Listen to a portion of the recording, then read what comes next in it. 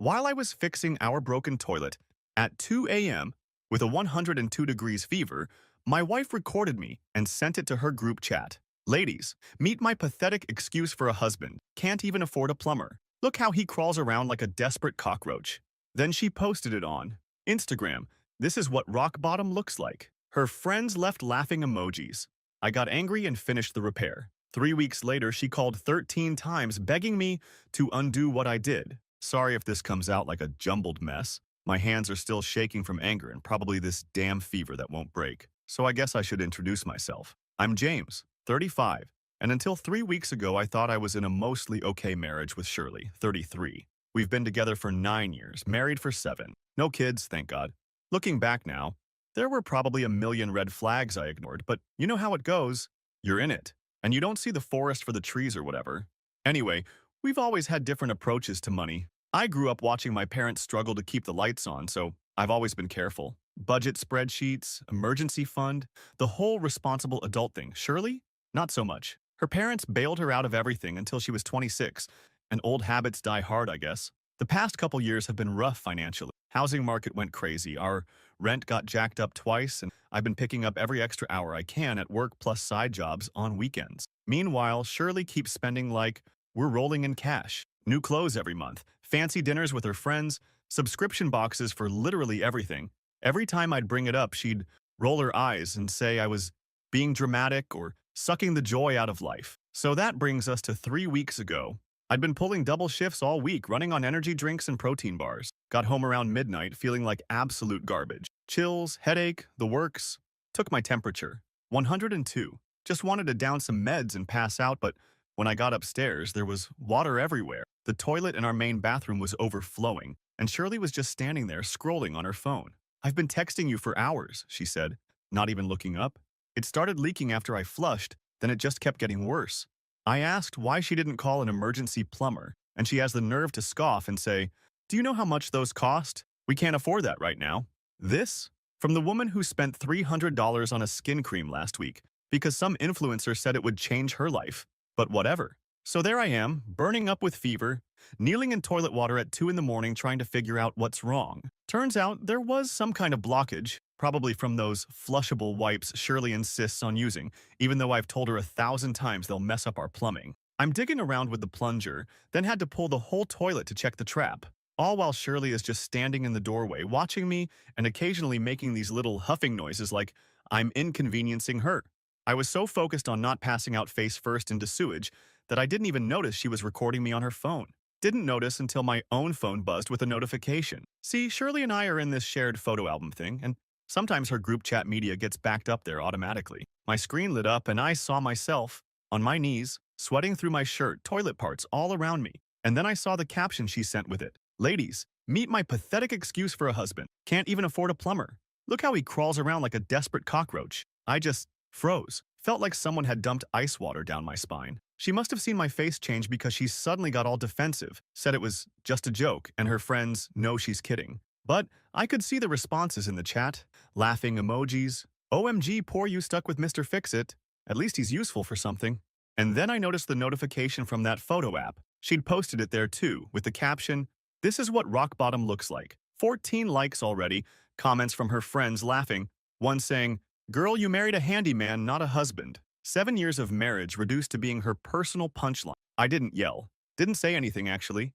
Just turned back to the toilet and methodically finished the repair while this cold rage built inside me. Every snicker from her, every buzz of her phone with new comments from her friends. It was like another brick in the wall I was building between us in my mind. When I finished, I cleaned everything up, washed my hands, and took more fever med. Shirley had wandered off to the bedroom by then. I grabbed my pillow and went to the spare room without a word. Laid there staring at the ceiling, scrolling back through 7 years of being the butt of her jokes. 7 years of fixing everything while she spent us into debt. 7 years of, "It's just how I am, James," and "You're too sensitive." The next morning, while Shirley was still asleep, I checked our bank account on my phone. There was a pending charge from some online shoe store, $320 for a pair of shoes she'd ordered. While I was fixing the toilet, she claimed we couldn't afford to call a plumber for. Something just snapped inside me. All those years of being the responsible one, the one who fixed everything, who worked overtime to keep us afloat while she treated me like her personal ATM and handyman. And now, I was her social media clown too. I got up, took a shower, and looked at myself in the mirror for a long time. Still had a fever, still felt like garbage, but something had changed. I was done being her handyman punchline. I was done being the responsible adult while she acted like a spoiled teenager. I was done being disrespected in my own home, in front of her friends, on the internet. So I made a plan. I'm not normally a vengeful person, but this wasn't about vengeance. This was about consequence. And Shirley was about to learn that some things can't be fixed with her daddy's credit card or a casual, sorry babe. Over the next 3 weeks, I set everything in motion, and now she's called me 13 times today, begging me to undo what I did. Update. Holy shit, you guys, I wasn't expecting my first post to blow up like that. Thanks for all the supportive comments. Feels good knowing I'm not crazy for being pissed about this whole situation. Anyway, a bunch of you asked for the next part of this train wreck, so here goes. After the toilet incident, I went into what I can only describe as stealth mode. On the outside, perfect husband James, still fixing stuff, still going to work, still nodding and smiling at Shirley's endless complaints about her stressful part-time job at the boutique. But inside my head, I was done. The morning after Toiletgate, LOL, I forced myself to act normal even though my fever was still hanging around 100 degrees. Made coffee, kissed Shirley goodbye, the whole routine. But as soon as she left, I started digging. First thing I did was go through our finances with a fine-tooth comb. What I found made me want to throw up, and not from the fever. In the past 6 months alone, Shirley had spent over $7,000 on clothes, makeup, and random crap. $7,000. Meanwhile, I'd been brown bagging lunches and skipping haircuts to save money. She'd also borrowed from our house repair fund 3 times for weekend trips with her friends, each time telling me some BS about how her portion was only a couple $100.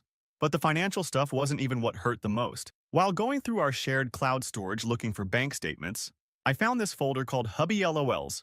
Curiosity got the better of me. And wow, just wow, it was hundreds of screenshots of texts between Shirley and her friends spanning back years, all making fun of me, my clothes, my blue-collar life, the way I talk. Pictures she'd sneakily taken of me doing repairs around the house with captions like, "Another day in paradise with Bob the Builder," and "When you marry for personality and not money." There was a whole text thread from last Christmas when I spent 3 days building her that custom vanity she absolutely needed, where she was sending her friends progress pics with comments like, "Trained him well, didn't I?" And, "At least he's good for something." I swear I sat there staring at my screen for like an hour. 7 years. 7 years, I've been busting my ass for this woman, fixing everything, paying for everything, supporting her through 3 different career paths. She got bored. And the whole time, I was just her personal joke. That's when the plan started forming. First, I opened a new bank account at a different bank. Started redirecting my direct deposit there, but only partially. Just enough that she wouldn't notice right away, but enough to build up a safety net. Next, I started learning everything about our house systems. Spent late nights after Shirley went to bed watching tutorials online, reading forums, making detailed notes about our plumbing, electrical, and HVAC setups. Ordered parts here and there. Nothing suspicious. Just stuff that would look like normal maintenance supplies to her. Then, I installed a smart home system, telling Shirley it would save us money on utilities and increase our home value. She loved that part, even bragged about it on her socials. What she didn't know was that I set it up with layers of passwords and fail-safes that only I knew. Think of it as mission control for what was coming. The real genius, if I do say so myself, was what I did next. Over those 3 weeks, I made small, virtually undetectable modifications to various systems in the house. Nothing dangerous, just particular adjustments that wouldn't show immediate effects but would eventually require very specific knowledge to fix. Like, I installed these special valve restrictors in certain water lines that would gradually reduce water pressure over time. Reprogrammed the thermostat with custom settings that would make certain zones of the house slightly uncomfortable at specific times of day. Little things that wouldn't be obvious right away. I also gathered evidence, screenshots of all her spending, her messages mocking me, everything. Backed it all up in 3 different places. Not for blackmail or anything sketchy, just so I could keep my resolve when the inevitable guilt trip started. About 2 weeks in, I had this unexpected run-in with Shirley's friend Oakley at the grocery store. This woman who had commented, "At least my husband makes enough we don't have to watch YouTube plumbing videos," on Shirley's toilet post. I was grabbing some stuff for dinner when she came up all fake friendly, asking how I was feeling after being so sick while fixing the toilet. I just looked at her and said I was feeling much better, thanks. And that it was nice to finally meet the person who thought my wife publicly humiliating me was hilarious. The look on her face. Then I added that I hoped her husband's good salary would cover the fancy plumber she'd need when her toilet inevitably backed up. Just smiled and walked away while she stood there with her mouth open. Small victory, but damn it felt good. Week 3, I found a decent apartment across town. Nothing fancy, just clean and functional. Paid the deposit and first month's rent. Started slowly moving my important stuff there when Shirley wasn't. Documents, family photos, irreplaceable things from my grandparents. She never even noticed items disappearing because she was too wrapped up in planning this big weekend getaway with her friends. The timing couldn't have been more perfect. Shirley announced she was going on a girls' trip for 3 days. As she was packing, she handed me this massive to-do list of things to fix while she was gone. The absolute audacity. The list included repainting the guest room, fixing a window that made weird noises, and reorganizing her closet. Then she had the nerve to tell me this trip was self-care because living with me was so stressful lately. I just nodded and told her to have fun, all while knowing exactly what was about to happen.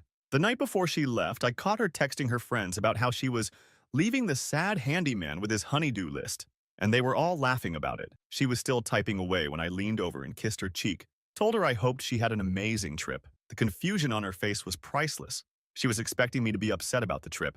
Instead, I was practically helping her pack. The morning she left, I got up early and made her favorite breakfast. Told her I'd take care of everything on the list. Carried her bags to her friend's car, waved goodbye with this big smile on my face. As soon as her friend's car turned the corner, I went back inside, sat down at the kitchen table, and finally let myself feel everything. The anger, the hurt, the absolute certainty that I was doing the right thing. I gave myself exactly 30 minutes to process it all. Then, I got to work implementing the final phase of my plan. I'll be honest, there was a moment around noon when I almost backed out. Started thinking maybe I was overreacting. Maybe I should just have a serious talk with her when she got back. But then my phone dinged with a notification. Shirley had posted a car selfie with her friends captioned, "Freedom Weekend." Left the ball and chain with a to-do list longer than his attention span.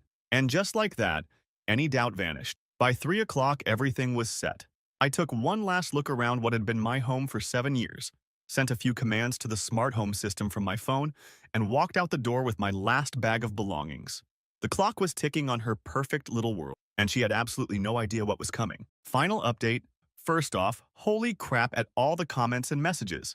I've been trying to respond to as many as I can, but there's literally thousands at this point.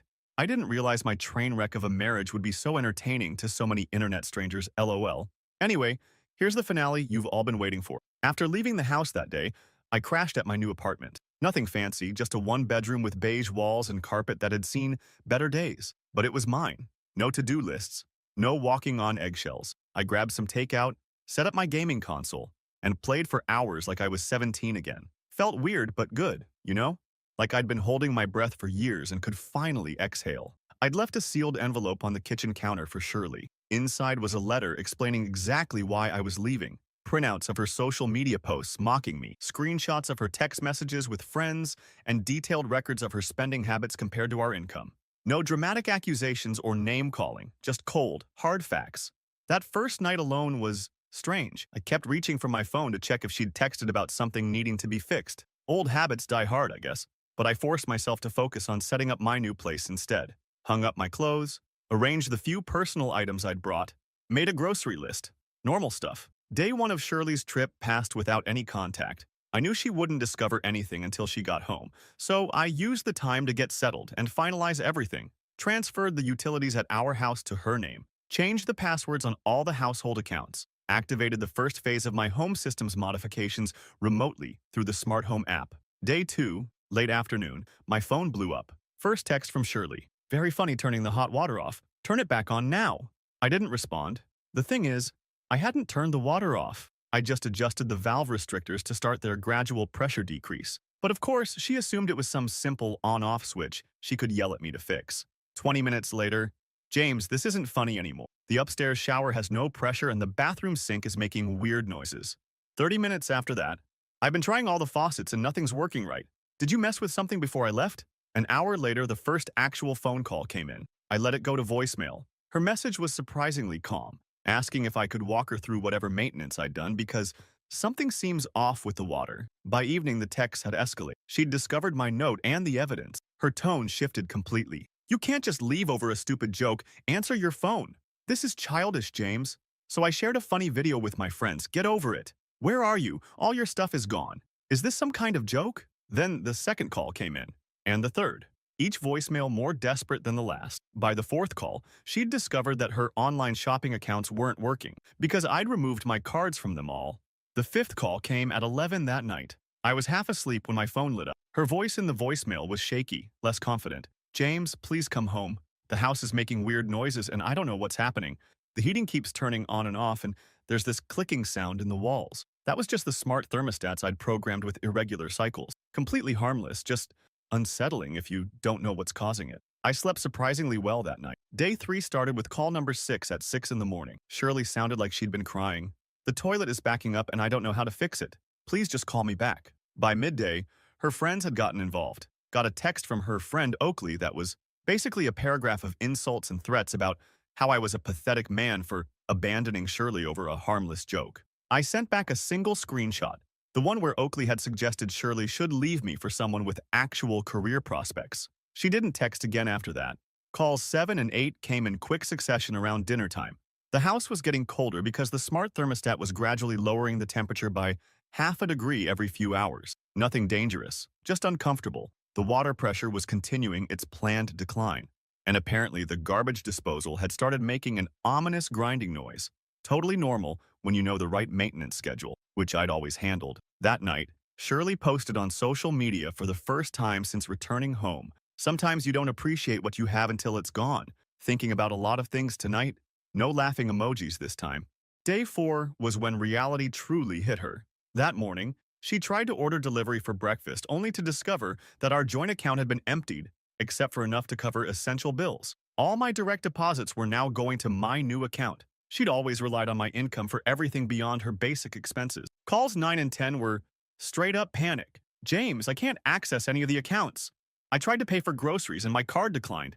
This isn't funny anymore. The realtor next door said what you did to the house could bring down our property value. Please just come fix it." Around noon, I finally picked up call number 11. Figured it was time to actually talk. Her voice was barely recognizable, a mixture of anger, fear, and confusion. She kept switching between accusations and pleading. Said I was being cruel. Asked why I would sabotage our house.